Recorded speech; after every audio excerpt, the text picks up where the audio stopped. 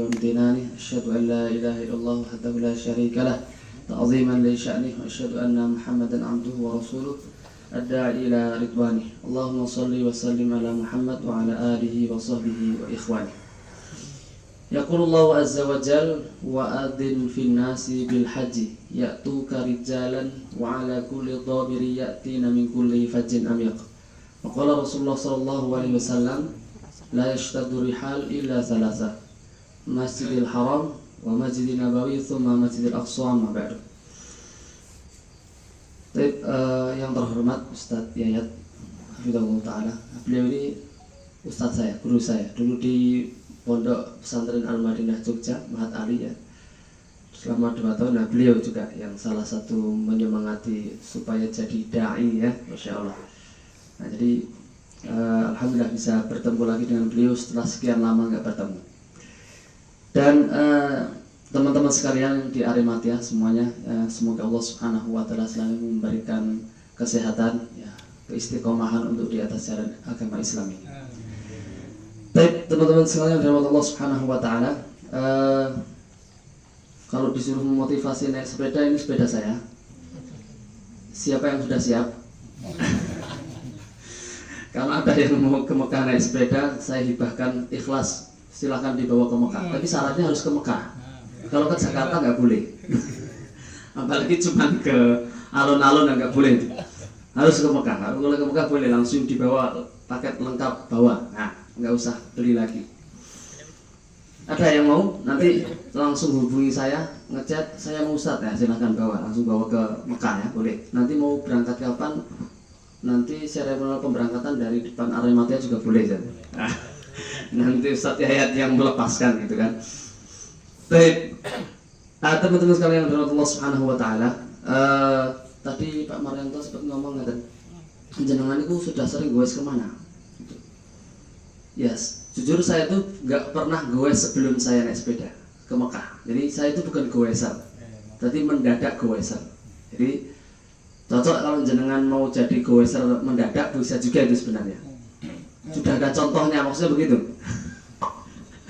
Nah, teman sekalian yang dirahmati Allah Subhanahu wa Ta'ala, jadi saya itu dulu tidak pernah membayangkan bahwa saya itu mau naik sepeda ke Mekah. Tidak punya angan-angan, tidak punya cita-cita bahwa saya itu pengen ke Mekah naik sepeda ya. Tapi cita-cita saya mendambakan untuk sampai ke tanah suci itu memang sudah lama ya, sudah lama. Sehingga rasa rindu yang pengen ke sana sudah terpendam lama itu akhirnya kemudian tidak tertahankan, dan ketemu sepeda ternyata itu yang menjadikan saya yakin untuk bisa ke sana dengan sepeda. Jadi idenya mendadak ya. Idenya apa? Mendadak. Baik. Yang saya sama ibu saya mana? Ada bapak sama ibu saya pas di alun-alun Magelang. Nah. Yang ini. Nah. Siap. Nah, jadi saya nggak pernah punya cita-cita, kemudian mendadak. Jadi cuman waktu itu saya punya cita-cita pengen ke Makkah itu sejak masih di Pondok Pesantren Al-Madinah Jogja. Itu awal kali saya berani menuliskan bahwa saya mau sampai sana. Saya mengatakan waktu itu ditulis itu, saya tulis di kertas, di itu amplop juga, saya tulisi Mekah Madinah. Waktu itu saya nggak tahu kira-kira saya tahun berapa akan sampai ke Mekah Madinah. Yang jelas usaha saya adalah ada yang saya tabungkan di situ. Entah dari 10.000, 20.000, kalau saya pas lagi ngajar privat masukin lagi dan sebagainya. Sambil berusaha, jadi berbagai macam usaha sudah saya lakukan, termasuk daftar kuliah di Saudi pernah ya, tapi memang belum rezekinya ya. Sampai kemudian dapat beasiswa di Stiba Makassar, 4 tahun di sana selesai, kemudian lanjut lagi di UIN Malang, di S2-nya di sana sambil ngajar di pondok pesantren di Kediri. Jadi kegiatan saya sebelum goes itu kalau pagi ngajar di pesantren, kalau malam tinggal di masjid sambil ngajar TPQ, ngajar ibu-ibu dan sebagainya. Nah, cerita singkatnya saya itu dapat ide naik sepeda itu waktu itu, jadi waktunya itu pas gitu. Allah itu ngasih waktu itu pas itu. Jadi waktu itu saya sudah selesai sidang tesis, selesai, belum sempat wisuda, sudah selesai semua tugasnya, tinggal nunggu wisuda. Waktu itu datang 2 orang pemuda datang ke mana? Ke masjid saya waktu itu di Pare. Datang ke masjid itu. Ngobrol-ngobrol, ternyata dia suka naik sepeda. Setelah ngobrol-ngobrol, dia itu nggak nyemangati saya untuk naik sepeda, enggak, ya cuma ngobrol-ngobrol. Saya pernah jalan ke sini naik sepeda gitu. Kemudian dalam hati saya waktu itu mengatakan dalam hati tiba-tiba, kayaknya saya bisa ini ke Mekah naik sepeda. Tak pikir-pikir lagi, wah kayaknya ini memang jalan saya menuju cita-cita yang selama ini sudah saya inginkan. Kayaknya saya cocok ini naik sepeda. Tambah mantap. Jadi ketika saya pikirkan lagi, saya tadabbur lagi, bukan tambah ragu-ragu, tambah mantap. Maka malam hari itu saya putuskan, ya saya mau naik sepeda ke Mekah. Langsung malam hari itu saya telepon bapak ibu saya. Nah, bapak ibu saya kan orang kampung, ya, SD aja nggak lulus. Tak telepon, Pak, Mak, saya izin mau ke Mekah naik sepeda. Terus bapak ibu saya itu bingung. Maksudnya piye lho? Kok arek nang Mekah numpak sepeda iki maksudnya kepiye? Nggih anu, lewat jalur darat ngoten pokoke, teng Mekah. Terus bapak ibu saya itu bingung karena mungkin enggak berpikir, mikirnya tuh enggak nyandak gitu. Telepon semua keluarga, anak-anaknya ditelepon semua bahwa saya itu aneh kok tiba-tiba mau ke Mekah naik sepeda. Semua kakak saya nelponin, nang apa bener jari ini arek nang Mekah numpak sepeda apa bener? Saya jawab iya. Kakak saya, le, utekku ki gak tekan nih. Mosok nang Mekah numpak sepeda ki piye carane gitu? Ya pokoknya ke Mekah naik sepeda jalur darat. Sampai khawatir bapak ibu saya itu saya kenapa-kenapa, lapor ke Pak Kiai yang tetangga kampung. Nyuwun ngapunten niku janjane anak kula niku napa to? Napa rada geser napa gitu. Sempat bilang barangkali didoakan gitu loh. Didoakan menawa mungkin sembuh gitu. Kok anak saya itu punya ide kok mau ke Mekah naik sepeda itu enggak yo masuk akal gitu. Ya mungkin dikiranya orang kampung itu kalau apa ya gara-gara nyantrine kenemenan gitu kan. Terus jadi error gitu kan, enggak. Sampai khawatir akhirnya keluar niku, setelah itu saya yakinkan insya Allah bisa. Nah waktu itu saya posisinya di Pare. Dan waktu itu ketika saya menentukan mau ke Mekah naik sepeda, sepedanya belum ada. Tuh, sepedanya ngono, jenengan nek duwe sepeda, opone tak tawar sepeda enggak mangkat mawon. Waktu sepeda saya nggak punya, sempat kemudian saya pinjam salah satu jamaah yang waktu itu saya lihat punya sepeda ontel juga. Saya telepon, saya bilang saya mau pinjam sepeda malam-malam itu. Terus sepeda apa Ustaz? Sepeda apa yang vario atau yang apa? Kan orang Pare kalau sepeda itu dikiranya sepeda motor. Enggak, sepeda ontel. Buat apa? Ya pokoknya saya mau pinjam 1 pekan, nanti ngomongnya belakangan aja. Saya pinjam 1 pekan, saya latihan, sempat latihan pakai sepeda orang 1 pekan. Termasuk waktu itu hari pertama 15 kilo aman. Hari kedua latihan itu sampai cari yang nanjak 30 kilo, putar balik, nyari yang nanjak yang tinggi. Pokoknya bagaimana anak muda tuh latihan yang kira-kira ekstrim gitu. Tapi hari kedua itu tubuh saya memang mungkin nggak sesuai. Jadi waktu itu di tengah perjalanan harusnya cari jalan yang loop sampai nanti ke Pare lagi. Di tengah perjalanan tiba-tiba saya itu matanya mulai kunang-kunang. Nggak jadi, situ berhenti. Saya telepon, waktu itu saya telepon istri, tolong saya dijemput di sini. Dijemput. Malam-malam kan semalam udah saya cerita katanya mau ke Mekah naik sepeda latihan. Istri saya jemput naik motor itu sambil senyum-senyum. Katanya, paling nggak jadi ya katanya. Jadi seperti itu. Tapi batin saya kalau ketika anak muda itu kalau diremehkan bukan malah mundur kan. Aku buktikan itu. Lanjut lagi latihan 1 pekan. 1 pekan selesai, lalu kemudian saya bongkar tabungan saya beli sepeda second itu. Karena waktu itu kalau mau beli yang baru mahal, pandemi. Waktu itu 2021 saya berangkat awal kali.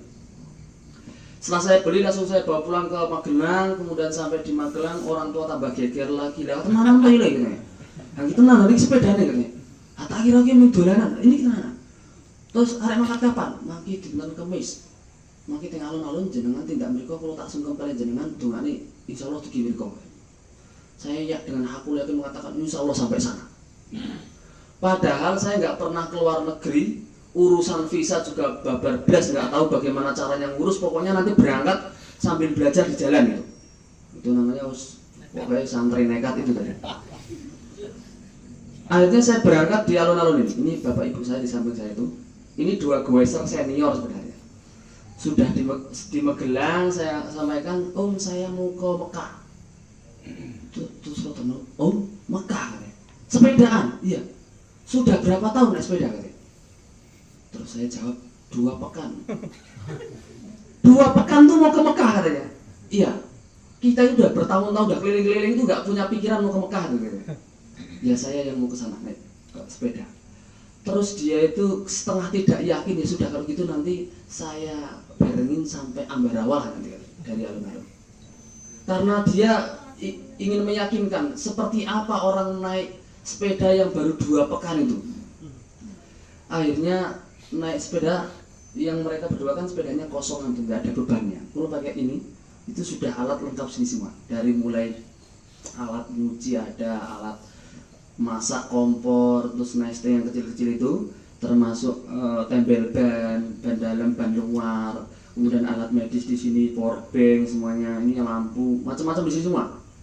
Jadi waktu itu beban ini sekitar 35 kilo sama sepedanya. Berat, termasuk saya bawa jualan, bawa alat bekam. Pokoknya saya bisa bertahan selama di perjalanan, apa yang bisa saya lakukan, saya lakukan. Dan waktu itu hari pertama saya naik sepeda dari Magelang sampai Semarang tuh luar biasa, capek. Karena memang hari pertama berat luar biasa. Biasanya saya latihan nggak ada beban, hari itu saya pakai beban segitu banyaknya. Orang yang memperhatikan saya naik sepeda itu kasihan. Nah bagaimana nggak kasihan, saya itu baru 7 menit, 5 menit duduk itu nggak nyaman. Pantat saya itu baru 7 menit geser kanan, nanti 7 menit lagi geser kiri, terus gesernya tuh nggak pelan-pelan, tuh gini gitu. Jadi akhirnya itu yang 2 teman tuh berhenti dulu. Gimana? Saya gantikan aja, saya yang pakai sepeda jenengan yang ada bebannya, jangan pakai sepeda aja, saya yang kosongan itu. Terus saya bilang nggak usah, memang saya latihannya di sini gitu. Jadi saya tuh berangkat sambil latihan. Akhirnya ya sudah, karena saya ngeyel, akhirnya saya bawa sampai Semarang. Dan Magelang Semarang tuh tanjakan banyak itu, naik turun. Jadi kadang-kadang tanjakan sama nafas tuh mirip-mirip di atas gitu. Ya Allah, tinggal dikit lagi nggak kuat, tak dorong. Kadang nek pas dorong itu nggak kuat, ya Allah, katanya jadi sepedanya pengen tambruk nih gitu. Tapi harus didorong juga, tak dorong sampai Semarang. Dan hari pertama ya Allah, rasa badan saya itu remuk semua. Betis saya itu kalau saya pegang kita kok tambah mentol-mentol gitu ya, kayak tambah besar itu. Tapi saya ketika sampai Semarang itu saya mengatakan ini baru berapa persen dari jarak yang saya mau tempuh ini. Akhirnya saya semangat lanjut lagi. Dari setiap kota itu saya bahagia karena nggak pernah naik sepeda sampai pindah kota, tiap hari pindah kota tuh seneng saya. Sampai sini, sampai Kendal, sampai Batang gitu kan. Kayak pembuatan alas roban, tanjakan panjang, itu saya nggak kuat, tak dorong lagi. Di situ udah malam-malam tuh, saya masih ingat suasana waktu itu, malam-malam tak suruh gitu ya, terus dengan suara jangkrik itu malam-malam ngeri usah dulu. Tiba-tiba saya tuh nengok kiri, ada jalan kecil, di situ tulisan makamnya Mbah siapa gitu. Wah itu ya jajannya rodoan itu. Antara takut dengan tauhid itu jadi satu, Pak. Enggak apa-apa saya maju aja pokoknya. Tapi alhamdulillah ya, selama dari Indonesia bahkan sampai ya Saudi, setan dari berbagai jenis tiap negara itu tidak ada yang muncul sama saya. Entah itu setan jenis Indonesia, jenisnya Malaysia, jenisnya Thailand, sampai jenisnya Jordan, sampai Palestina, nggak ada yang muncul sama saya. Sampai saya lanjut tuh sampai Jakarta ke Banten, nyebrang. Kalau nyebrang tentu pakai kapal nih. Jadi jangan dibayangkan bahwa lewat kapal itu diobel ya. Saya pernah sampai di Mekah itu ditanya sama ibu-ibu, mosok sampai sini, mosok naik sepeda terus. Lah kalau naik apa? Pas lewat laut apa masa ya diobel? Gimana ibu ya? Ya enggak lah, ya naik kapal lah kan. Masa naik sepeda? Tetap naik kapal. Jadi kemudian sampai Bakahuni ya, kemudian lewati Sumatera ya, Lampung, banyak hutan luar biasa di sana. Dan waktu itu musim saya itu berangkat kan 4 November. Jadi sampai di sana tuh Desember, Januari hujan lagi lebat-lebatnya. Jadi kadang tuh malam hujan, pagi hujan, nanti pada zuhur kemudian hujan lagi sampai sore. Dan itu saya nikmati. Pokoknya goes terus. Nah, dan waktu itu karena target saya 8 bulan ya. Jadi waktu ketika saya berangkat, hitung-hitungan kira-kira kalau saya sehari dapat 180 atau 80 sampai 100 kilo, berarti saya berapa bulan saya bisa sampai sana. Ternyata hitung-hitungan 8 bulan itu masuk. Jadi pokoknya pas-pas semua tuh. Kemudian akhirnya ngayo-ngayo dan hujan, terbiasa hujan. Yes. Dan kalau tahu helm sepeda nih, helm sepeda itu kayak gini kan. Helm sepeda itu kan kayak orang-orang goblok sebenarnya. Helm sepeda itu kan atasnya bolong-bolong ya. Sampingnya nggak ada apa-apa, depan juga nggak ada kacanya. Jadi itu kalau hujan ya kehujanan, angin ya keanginan juga. Jadi nggak ada gunanya sebenarnya itu helm sepeda itu. Itu kalau saya kehujanan itu ya kehujanan tembus juga itu. Tembus lewat ini, turun ke hidung, lewat ke mulut, tak serutup tuh kadang-kadang angin hujan, serutup. Kadang-kadang sampai kenyang air hujan. Dan itu saya nikmati bos, pokoknya ya Allah sampai sana. Kadang sambil berzikir, kadang sambil murojaah apa yang saya punya itu kan. Sampai ke Jambi nyebrang lagi ke Batam sampai ke di situ saya dapat musibah pertama, nggak bisa masuk ke Singapura karena waktu itu masih pandemi, semua masih tutup. Jadi kemustahilan saya itu lengkap karena saya berangkat di musim pandemi. Jadi teman-teman tuh mengatakan mustahil nih orang sampai. Pertama dia nggak pernah keluar negeri, kedua dia nggak pernah naik sepeda jauh, ketiga tambah komplit lagi katanya mustahil lagi karena dia itu berangkat di musim pandemi. Waktu itu mengatakan nggak mungkin kamu sampai ke Mekah, jangankan Mekah, Singapura aja susah kamu. Dan waktu itu saya sempat nyarinya, ya Allah gimana nih datang ke sana, nggak boleh masih tutup semua. Bahkan waktu itu 2022 awal itu orang mau umrah itu harus pakai karantina, terus karantina dulu. Akhirnya saya itu sambil muter-muter nunggu yang nggak jelas ya. Banyak teman-teman mengatakan udahlah jangan itu pulang aja ke Magelang, nggak bisa sampai sana, udah pulang aja ke Magelang. Tapi saya mengatakan kalau anak muda dilarang itu malah justru mencak-mencak. Saya mengatakan enggak, saya nggak akan pulang sebelum saya sampai Mekah. Itu akhirnya orang gendeng kandhani gitu. Kayak gunane gitu. Akhirnya saya sambil nunggu itu yang nggak pasti kapan berakhir pandemi itu, sambil muter-muter ke Tanjung Pinang, pulau-pulau kecil itu, sambil saya ikhtiar nyari maisha, sambil saya jualan tuh, sambil saya bawa alat bekam, datang ke masjid-masjid, kemudian menawarkan takmir bekam masal. Alhamdulillah banyak orang tuh kemudian merespon. Orang-orang yang nggak mau dibekam tiba-tiba mau dibekam. Mau jenengan yang ke Mekah? Ya udah kita dibekam aja. Nanti saya carikan pasiennya jenengan di masjid itu aja. Pokoknya jenengan di situ aja stay. Sampai pernah saya satu masjid itu 2 hari. Di situ aja nunggu pasien. Nanti datang lagi, bekam lagi. Sampai pernah juga saya tuh ngajar di pesantren karena nunggu gabut ya, namanya santri ya. Akhirnya kemudian saya tuh ngajar di pesantren. Terus kemudian yang punya pesantren, udahlah Mas Wazan jenengan tuh di sini aja ngajar. 1 tahun juga nggak apa-apa, nggak usah 1 minggu, 1 tahun nggak apa-apa. Ya jangan kalau 1 tahun nanti nggak jadi saya ke Mekah. Sambil nunggu saya khusnudzan sama Allah, ya Allah kalau engkau memang yang punya negara-negara itu, saya hakul yakin bahwa Malaysia, Singapura, Thailand semua adalah miliknya Allah. Kita kan yakin gitu ya. Jogja ini miliknya siapa? Allah, yakin saya. Maka ya Allah kalau engkau memang yang punya milikmu semuanya itu, maka bukakan negara-negara yang akan saya lewati itu dengan kuasa-Mu. Akhirnya setelah 1 bulan lebih itu dibukalah itu Singapura. Masuk saya Singapura, senang saya. Masuk Singapura lanjut lagi, ini mana saya? Foto saya Singapura mana? Boleh?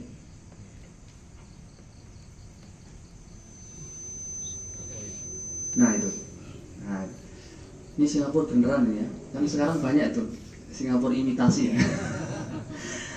Nah, sampai Singapura dan karena saya sudah telat 1,5 bulan waktu itu, saya nggak boleh lama-lama, lanjut Singapura, Malaysia. Singapura aman, orang-orang Singapura suka ngomong bahasa Inggris, saya bisa lah dikit-dikit bahasa Inggris karena pernah kursus di Paris 2 bulan itu kan, bisa lah dikit-dikit lah. Masuk Malaysia aman lah saya, karena Malaysia kan masih Melayu lah, sama kita hampir-hampir mirip. Tapi setelah itu masuk Thailand, nah saya blank itu masuk Thailand itu. Thailand itu bahasanya Thailand.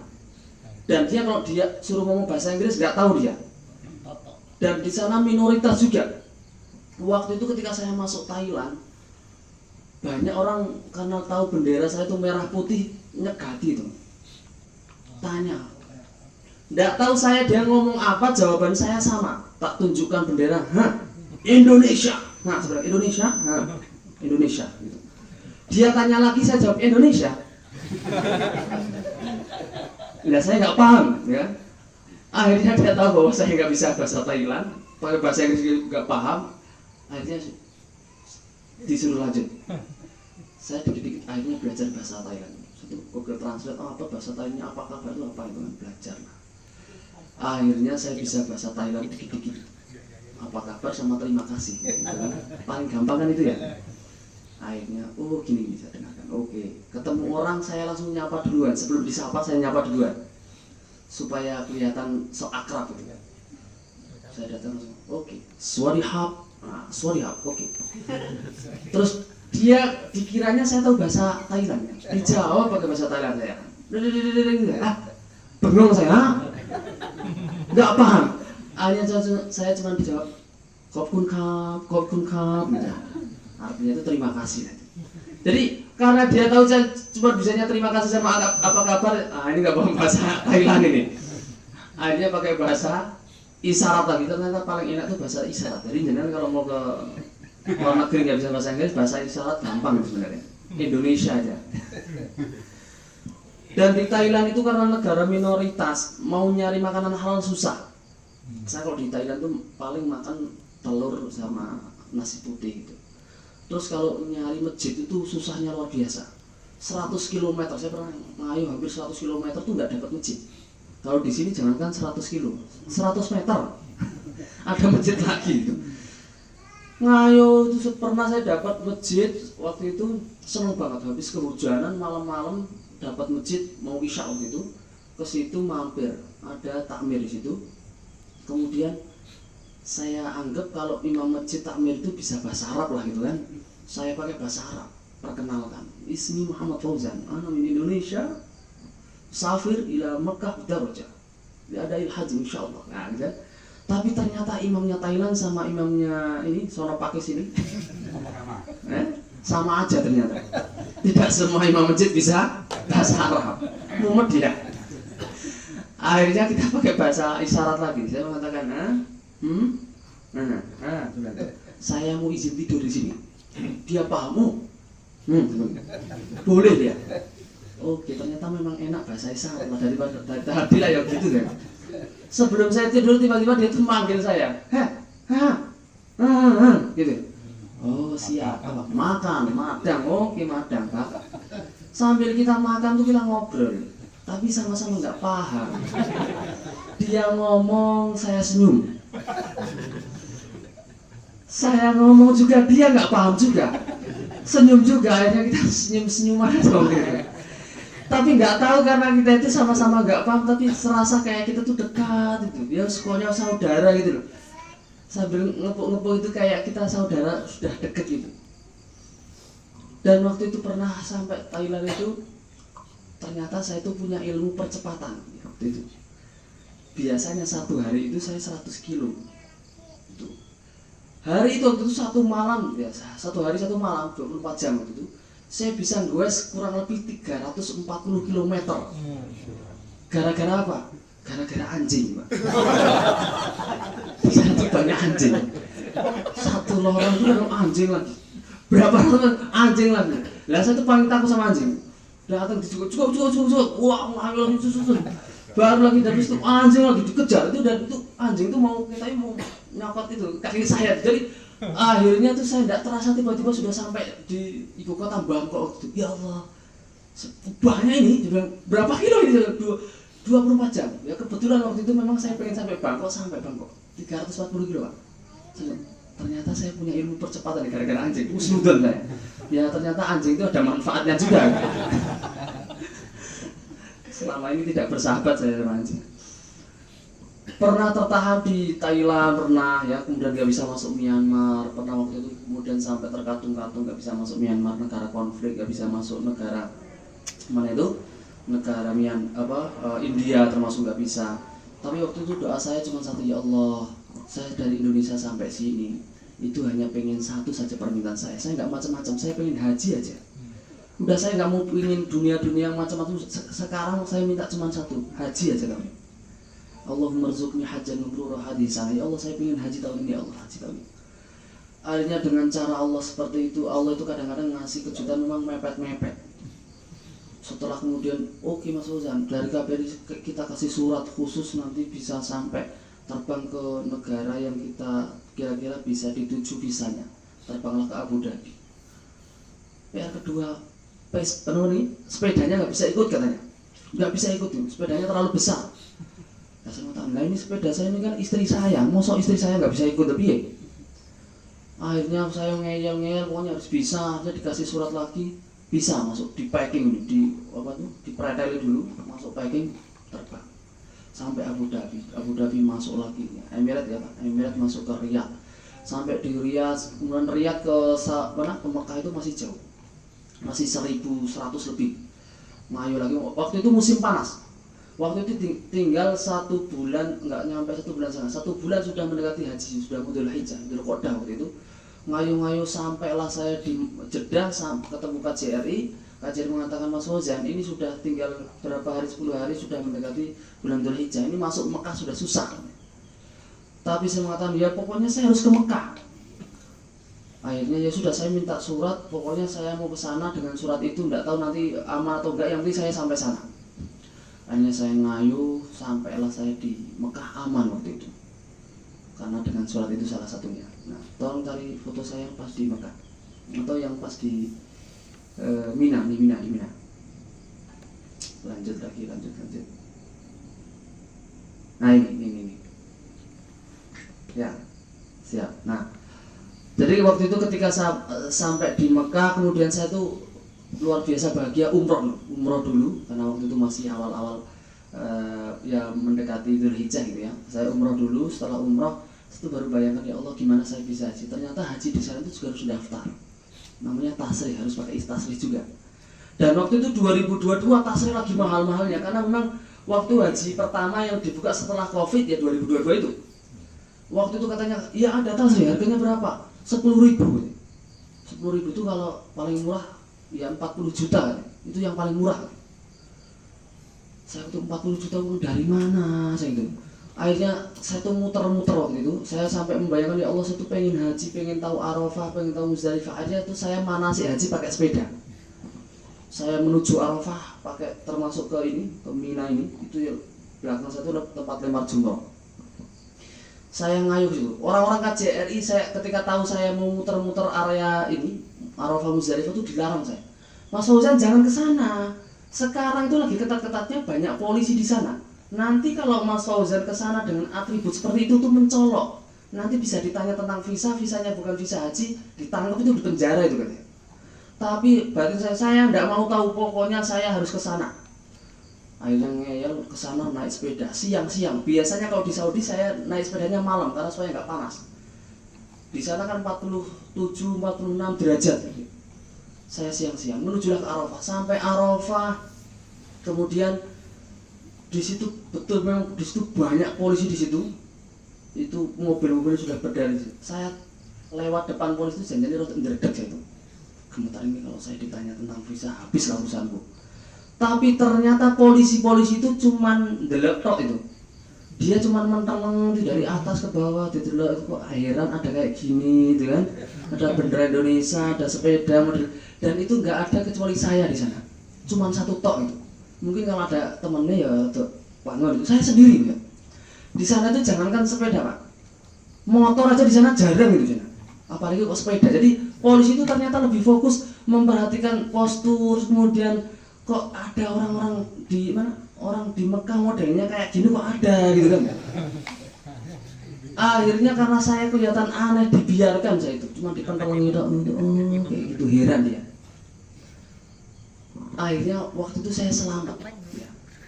Pernah saya waktu itu tiba-tiba di dekat-dekat sini, dekat Mina itu dipanggil sama orang-orang berseragam orang hitam. Habib, tahan, kamu kesini.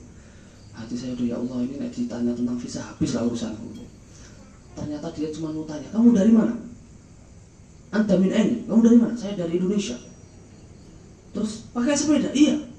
Kamu salah, berapa bulan? 8 bulan. Lewat negara mana? Saya sebutkan negara-negara itu. Kemudian tiba-tiba dia mengatakan, ajib, anta rohal, anta kuis gitu. Kamu adalah pejuang sejati, pengembar sejati. Nak khusuroh, selfie katanya. Kita ambil gambar. Ternyata dia mau minta selfie sama saya. Ya habis itu pecah deh. Ya Allah, ternyata cuma mau minta selfie dia. Habis itu dia, khalas, khruh katanya. Kamu lanjut jalan.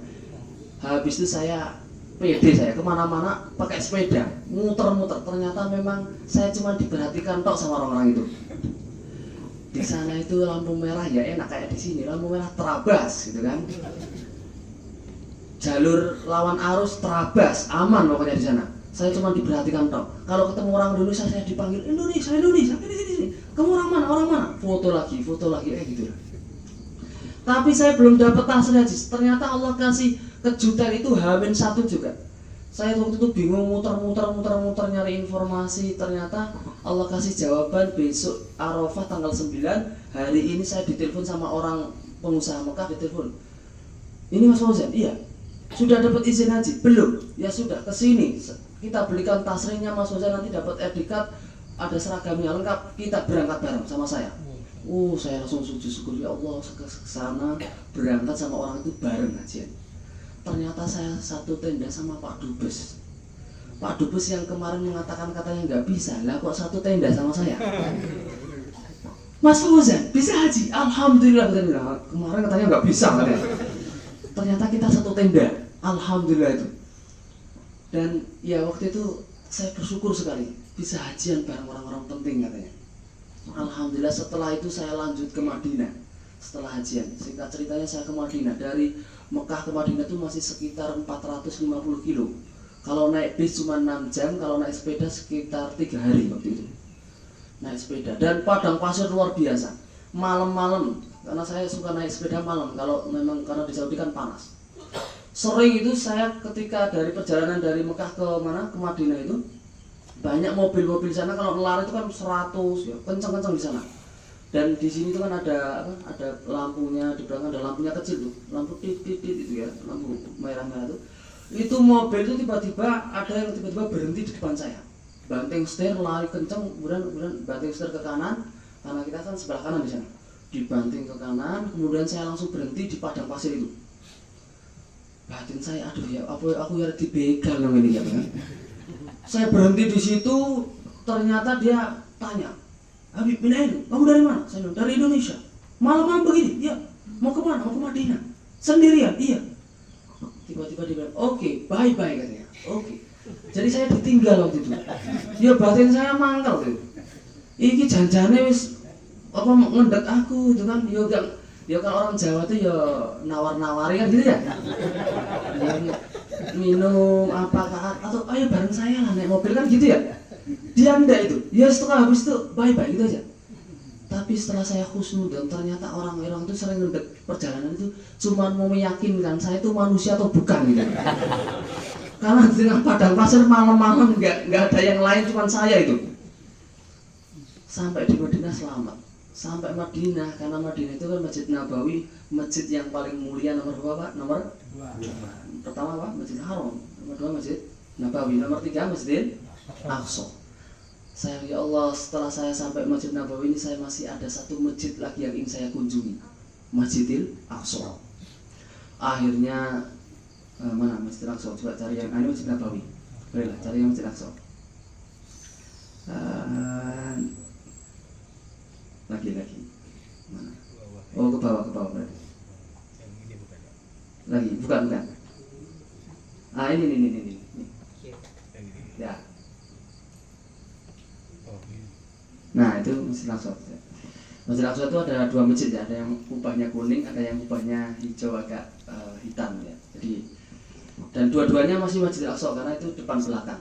Kalau Jumatan itu biasanya yang depan itu biasa yang laki-laki, yang belakang yang kubahnya kuning itu yang jamaah perempuan biasanya gitu.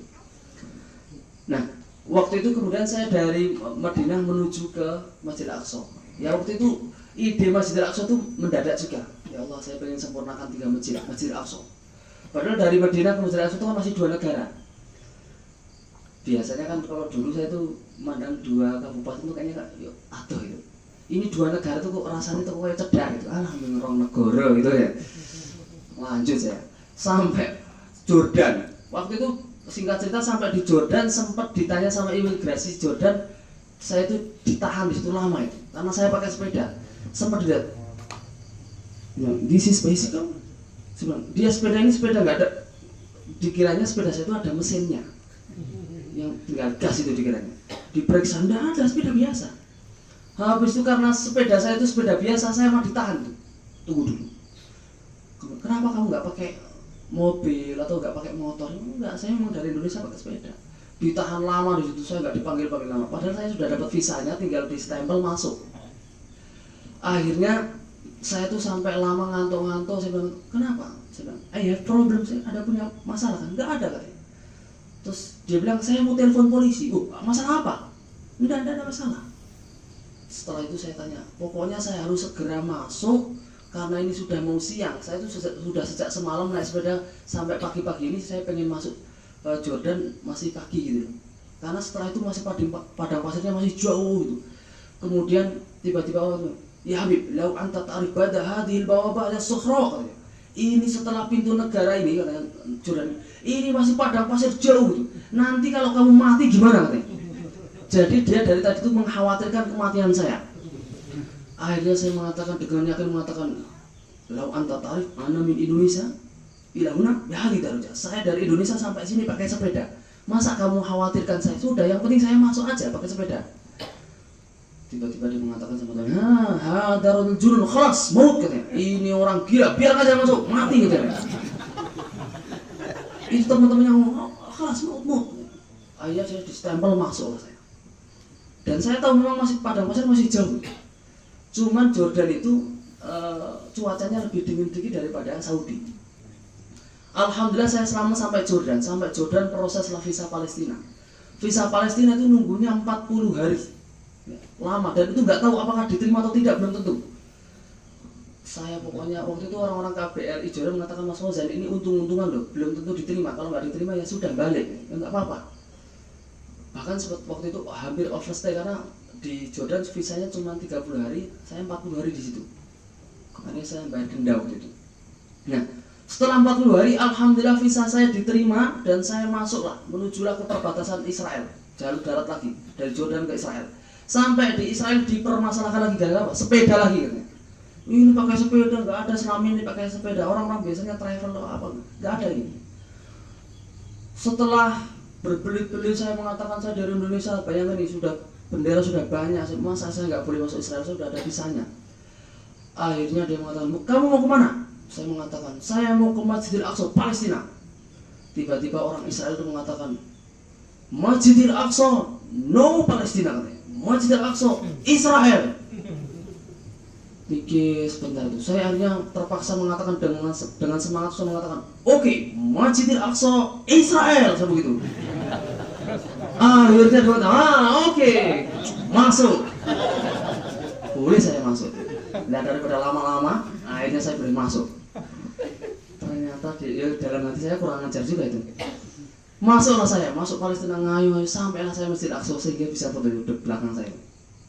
Sampai di situ dengan sepeda saya. Bisa sholat di Masjid Aqsa dan bahkan ketemu Imam Masjid Aqsa, Syekh Yusuf Hafizahullah Ta'ala. Ketemu waktu itu ngobrol-ngobrol sempat dan alhamdulillah sehingga selesailah perjalanan saya itu ke 3 masjid itu. Nah, singkatnya begitu. Setelah dari Masjid Aqsa saya balik lagi ke Mekah Madinah lagi. Ya, kurang gawean kan, harusnya kan sudah selesai kan di sini. Balik lagi saya ke Mekah Madinah. Sampai ke Mekah Madinah karena saya itu pengen jadi pengen menjadi pembimbing umroh dan pulang itu bisa naik pesawat gitu loh.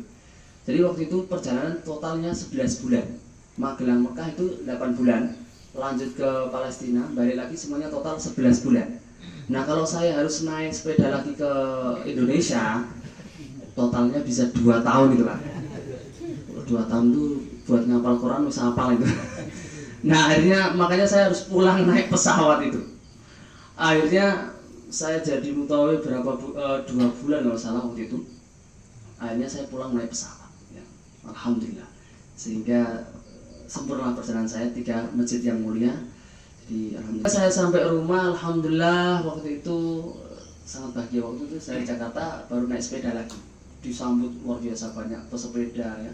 Sampai di kampung juga begitu disambut banyak orang ya. Saya naik sepeda dan waktu itu memang beritanya sudah viral ketika awal saya sampai di Jeddah waktu itu. Sempat diwawancari sama TV Jeddah waktu itu. Padahal waktu itu belum haji saya, belum haji sudah diwawancari, beban juga waktu itu.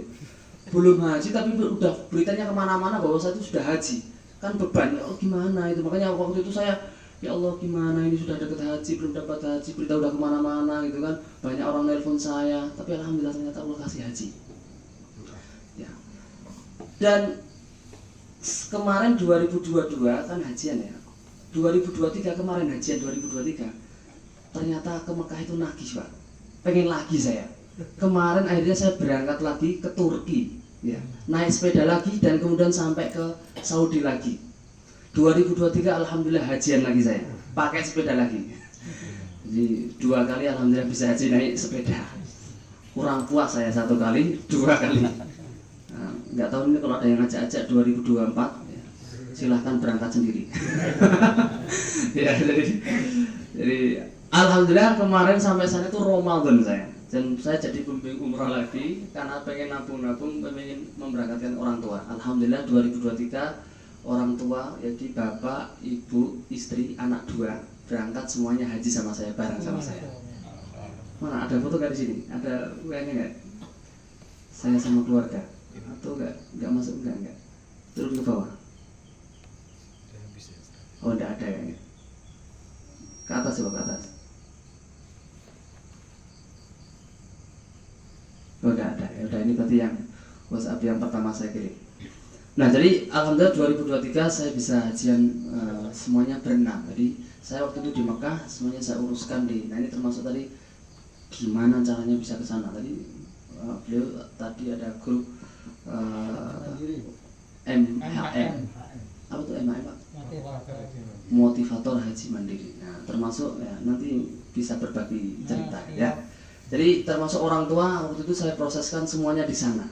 Jadi saya proseskan visanya, saya proseskan pesawatnya, saya proseskan di sana. Ketika sampai di sana itu urusannya udah gampang sebenarnya. Kalau sudah sampai di Mekah, kemudian saya daftarkan untuk tasrih hajinya sampai di sana, sehingga alhamdulillah orang tua bisa hajian langsung berangkat gitu. Biayanya berapa? Nanti jadi pertanyaan. Ya jadi pertanyaan. Jadi itu yang bisa saya sampaikan. Kurang lebihnya mohon dimaafkan. Jadi kurang lebih ya 1 jam ya. Kurang lebih 1 jam jenengan sudah bisa sampai ke Palestina, alhamdulillah ya. 1 jam kurang lebih sudah sampai Mekah Madinah ya. Tinggal nanti kira-kiranya mau ke sana beneran atau enggak gitu kan. Saya yakin semuanya orang mau ke sana ya. Insyaallah ya, insyaallah. Termasuk guru kami Ustaz ya. Nah, semoga Allah berangkatkan dengan cara yang spesial. Jangan naik sepeda Ustaz. Saya tidak sarankan kalau beliau guru saya naik sepeda itu enggak tegel saya itu ya. Nanti cara yang Allah yang lebih tahu caranya bagaimana nanti.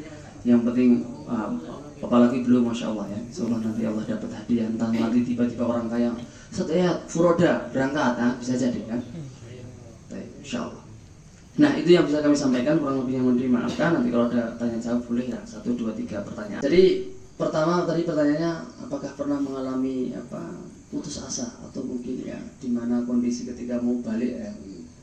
Jadi kalau kondisi mau balik itu saya sejak berangkat itu saya tidak punya angan-angan mau balik. Jadi memang waktu itu hakul yakin saya sampai sana. Jadi makanya ketika di Batam itu disuruh balik itu saya nggak balik-balik. Ya.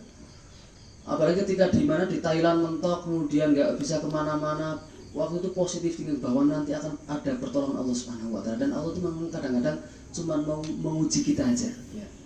Kira-kira kita itu ketika di ujung-ujung itu kita itu masih sabar atau enggak gitu. Dan itu sebenarnya cerita seperti itu sudah banyak ya, termasuk nabi-nabi kita itu kan kadang diberikan mukjizat karena sudah mentok ya. Sudah mentok, nggak tahu ada mukjizat atau tidak, tiba-tiba ada mukjizat. Seperti Nabi Musa tiba-tiba nggak tahu kalau bisa membelah laut itu sebenarnya, tapi tiba-tiba Allah mengatakan ketuk itu kan ya, membelah itu. Padahal sebelumnya nggak tahu itu. Nah, dan saya juga seperti itu. beberapa rezeki itu yang saya dapatkan, ya termasuk pertolongan Allah itu datangnya tiba-tiba yang nggak pernah saya sangka. Cuma waktu itu husnudzon bahwa saya pasti Allah tolong itu, Allah pasti tolong.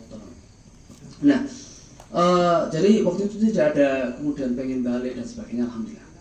Dan ketika mengalami seperti itu, ya pokoknya sudah saya pasrahkan saja semuanya kepada Allah Subhanahu wa taala. Nah, itu memang kadang-kadang ilmu tawakal tinggi itu ketika kita itu sudah mentok, sudah nggak punya apa-apa dan kita merasa bahwa kita itu hanya punya Allah saja. Jadi kalau kita sudah merasa begitu, itu baru datang pertolongan. Kadang-kadang kita masih merasa punya ini, masih punya itu dan itu.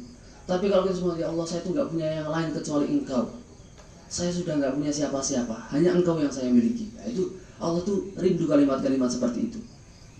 Nah, itu yang pertama. Yang kedua, sepedanya taruh di mana? Gitu ya. Taruh di mana? Kalau ketika pas di Mekah, di Madinah, saya itu taruh sebenarnya sembarangan juga sih itu. Di Mekah itu. Jadi kadang saya ketika ada beberapa hotel itu yang kadang-kadang ada groundnya, ada bawah. Kadang saya izin mengatakan saya mau taruh sepeda di sini, karena dia lihat sepeda saya banyak benderanya, terus ditanya kemana, ya sudah taruh di situ nggak apa-apa. Tapi dia nggak tanggung jawab juga gitu ya. Pokoknya taruh di situ. Pernah di Madinah itu saya taruh pokoknya di depan halaman Masjid Nabawi itu, di pinggir-pinggir saya taruh di situ. Biasanya teman-teman TKI sudah mengatakan sepeda itu nggak boleh taruh sembarangan di sini. Itu kalau ada orang-orang hitam itu kadang-kadang diambil itu. Karena ada sebagian TKI itu punya sepeda, paling kalau pas lagi menggoes di goes itu nggak boleh sembarangan naruh. Tapi saya taruh sembarangan aja. Ya saya pasrahkan sama Allah. Pokoknya saya titip aja, taruh di situ. Tapi saya yakin karena ternyata setelah saya taruh di mana-mana itu nggak diambil, bahkan nggak dibongkar-bongkar. Kenapa? Karena sepeda saya beda dengan sepeda yang lain. Sepeda saya itu kan ada benderanya, ada tas-tasnya. Orang mau ngangkat sepeda saya itu mikir-mikir mungkin kan. Abot terus iki kayak kita itu sepeda wong sugih, wong miskin gitu ya. Jadi sepeda pengembara itu kayaknya nggak ada harapan untuk dicuri gitu kan. Jadi alhamdulillah aman gitu, saya taruh di mana-mana itu.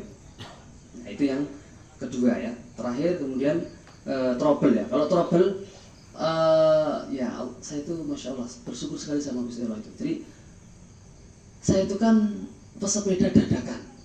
Tadi memperbaiki sepeda saya nggak bisa. Ya ilmu nekat, paling nanti kalau rusak saya bongkar, nggak tahu masangnya. Pokoknya gitu kan. Dan dari Magelang sampai Mekah sepeda ini waktu itu ketika saya pakai sepeda itu yang pertama itu bocornya cuma sekali tok. Bocornya cuma sekali Pak, dan itu menurut saya pertolongan Allah yang luar biasa. Karena teman-teman saya jangankan ke Mekah, bahkan ke Aceh kilometer 0 itu kadang bocornya udah berkali-kali itu. Saya bocornya cuma sekali, dan bocornya di mana Pak? Bocornya di Semarang Pak. Untuk mangkel itu. Yo nong Semarang itu bocornya. Tapi saya khusnudon ternyata di hari-hari awal itu Gusti Allah tuh pengen tahu saya itu bisa nggak bongkar sepeda gitu kan, bocor itu. Saya bongkar sendiri, memang kesusahan waktu itu. Bongkar tuh susah, teman-teman tuh sampai lihat itu kayak kasihan gitu kan. Saya bongkar, udah biarkan aja, saya bongkar aja sendiri. Habis itu saya nggak pernah bongkar sepeda lagi. Paling kalau baut-baut itu kendor-kendor saya kencengi, udah gitu. Sampai Mekah, sampai Palestina juga begitu, nggak bocor lagi. Sampai teman-teman mosok iya cuma sekali, iya cuma sekali. Ban luar itu nggak pernah saya ganti. Sejak saya beli, kemudian saya ganti yang baru, sampai sana balik lagi itu nggak saya ganti ban luar itu. Alhamdulillah masih bisa itu, dan semuanya pertolongan Allah, bukan karena saya hebat apalagi sepeda yang kualitasnya bagus, bukan. Karena teman-teman setelah lihat merek dari ban itu kan ada merek-mereknya, ada grade-nya. Itu janjane kualitas ban itu ya standar aja sebenarnya. Tapi sekali lagi pertolongan Allah Subhanahu wa taala. Nah, itu masalah sepeda trouble. Nah, terakhir masalah haji tadi apa? Haji mandiri. Memang simpelnya gini. Jadi kita kalau mau hajian di sana itu, haji mandiri itu intinya kita beli visa izin tinggal di sana. Beli visa izin tinggal. Ada beberapa macam visa di sana, ada visa kunjungan, visa turis, ada visa kerja, ada visa macam-macam ya. Nah, TKW pakai visa kerja, memang harganya luar biasa mahal. Ada visa visa turis ya. Visa turis itu yang agak murah tapi memang ya memang pejuang kalau gitu. Nah itu yang biasanya dipakai untuk para pejuang pakainya visa itu. Nah termasuk keluarga saya kemarin 5-5-nya saya belikan visa itu, berangkatkan, kemudian cari tiket pesawat sendiri sampai sana, kemudian sampai di sana baru kemudian mengurus tasrihnya. Dan di sana sebenarnya sudah banyak travel yang lokal yang mengurus orang TKI TKW yang biasanya mau hajian tiap tahun. Itu tinggal bayar saja. Mau yang berapa paketnya tinggal pilih, ada macam-macam, ada yang 3.000, ada yang 4.000, ada yang 5.000 dari tasrih itu. Tinggal kita beli, tinggal berangkat. Nah, seperti itu. Nah, biayanya berapa? Nah, itu biayanya ya kalau di rupiahkan mungkin sekitar bisa sampai 100 Pak. Sampai 100 juta sampai ya tinggal itu. Sebenarnya yang kelihatan mahal itu kan adalah izin tasrih hajinya itu. Kalau kita dapat yang pas murah, yang mungkin sebagian ada yang tendanya bahkan tenda Mina nggak dapat sambil ngemper-ngemper itu agak murah itu. Tapi ada yang paket lengkap itu juga mahal. Jadi ada bisa 100 sampai bahkan 150 ya, 150. Tapi itu jauh di atas haji furoda ya. Tapi di atasnya reguler jelasnya ya. Di atasnya reguler tapi jauh di atasnya furoda. Kalau furoda kan sekarang 400, ada yang sampai 500. Kalau haji yang plus yang 7 tahun itu sekarang 180. Itu nunggunya 7 tahun, ada yang 5 tahun juga ada.